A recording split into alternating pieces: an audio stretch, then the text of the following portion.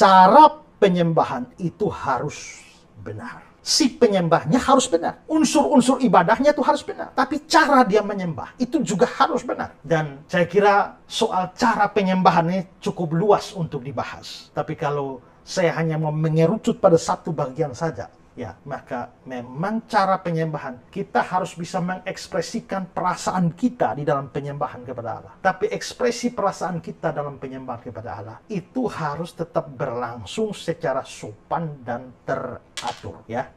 Kita bisa melihat di dalam jemaat Korintus. Banyak orang berpikir bahwa sebenarnya Paulus sedang mengajar tentang bahasa roh kepada jemaat di Korintus. Itu salah. Paulus tidak sedang mengajar tentang bahasa roh kepada jemaat Korintus. Paulus sedang mengoreksi jemaat Korintus atas praktek bahasa roh yang salah di dalam ibadah mereka. Jemaat Korintus itu adalah jemaat yang sangat karismatik. Dalam artian bahwa mereka mempunyai begitu banyak karunia roh. Tapi ternyata dalam praktek-praktek dalam menggunakan karunia di tengah-tengah jemaat, itu banyak terjadi kekacauan. Ya.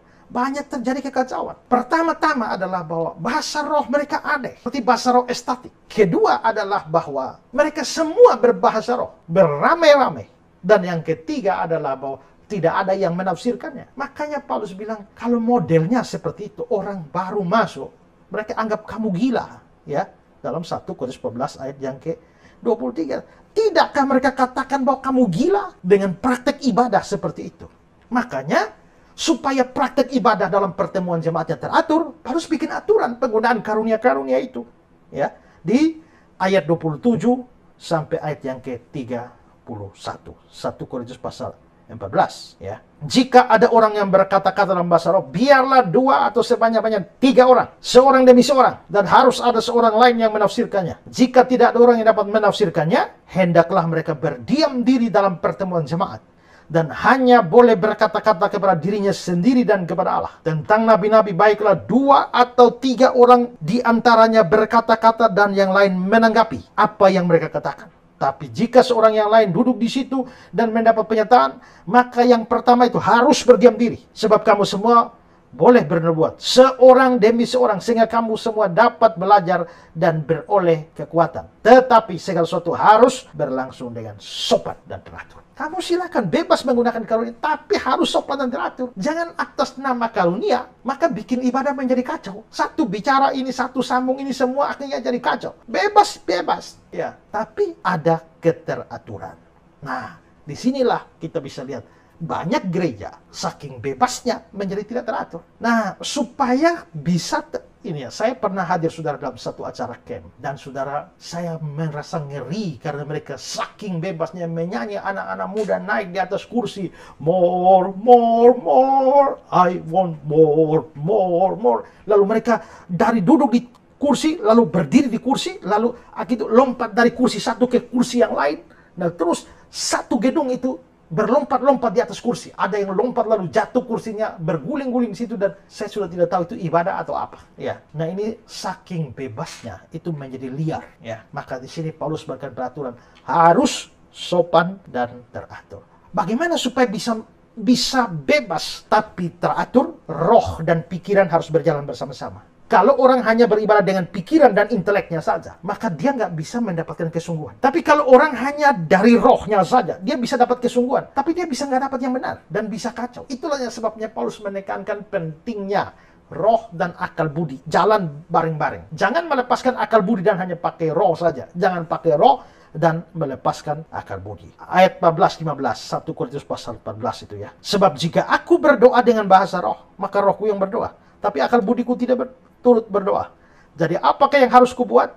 Aku akan berdoa dengan rohku, aku akan berdoa juga dengan akal budiku. Aku akan menyanyi dan memuji Tuhan dengan rohku, tapi aku akan menyanyi dan memuji Tuhan juga dengan akal budiku. Ingat, sungguh-sungguh tapi tidak benar, itu juga bukan ibadah yang benar. Ibadah yang benar itu pertama harus benar dan harus sungguh-sungguh. Benar tapi tidak sungguh juga salah. Sungguh-sungguh tapi tidak benar juga salah. Maka ibadah yang benar itu harus penuh dengan kesungguhan, tapi penuh dengan kebenaran. Jadi, ibadah yang menyembah di dalam roh itu artinya tidak terikat oleh sebuah tempat. Menyembah dalam kebenaran itu artinya adalah, pertama, si penyembah juga harus benar secara status di hadapan Tuhan adalah orang beriman. secara praktis hidupnya hari-hari harus benar. Dan juga unsur-unsur ibadah harus benar. Dan cara beribadah itu harus benar. Nah, kalau kita bisa melakukan itu, maka ibadah kita menjadi ibadah yang sejati, penyembahan kita menjadi penyembahan yang sejati, kita benar-benar menyembah Tuhan di dalam roh dan kebenaran. Tuhan Yesus memberkati kita. Amin. Yayasan Karya Bakti Esra Soru atau disingkat KABES hadir sebagai wadah untuk memberitakan Injil dan melayani secara holistik. Yayasan ini didirikan oleh Pendeta Esra Alfred Soru di Kota Kupang, Nusa Tenggara Timur dan bergerak di bidang sosial dan keagamaan. Yayasan ini memiliki visi menjadi lembaga yang mempunyai andil dalam membentuk kekristenan yang gigih dalam memberitakan Injil serta setia kepada ajaran yang alkitabiah dan melayani secara holistik.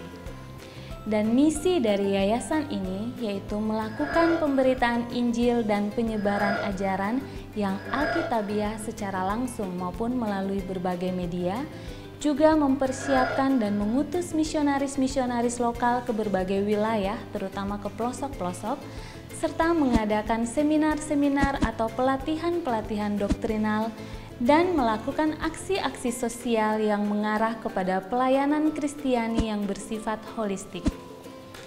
Berikut serangkaian kegiatan yang telah dilaksanakan oleh Yayasan Karya Bakti Esra Soru. Bagi saudara dimanapun berada yang rindu untuk mendukung pelayanan kami, khususnya melalui dukungan dana, maka saudara dapat menyalurkannya ke nomor rekening yang tersedia. Untuk informasi selengkapnya dapat menghubungi Sekretariat Yayasan Karya Bakti Esra Soru melalui nomor berikut ini. Mari beritakan Injil dan melayani sesama dengan kasih bersama Yayasan Karya Bakti Esra Soru. Tuhan Yesus memberkati.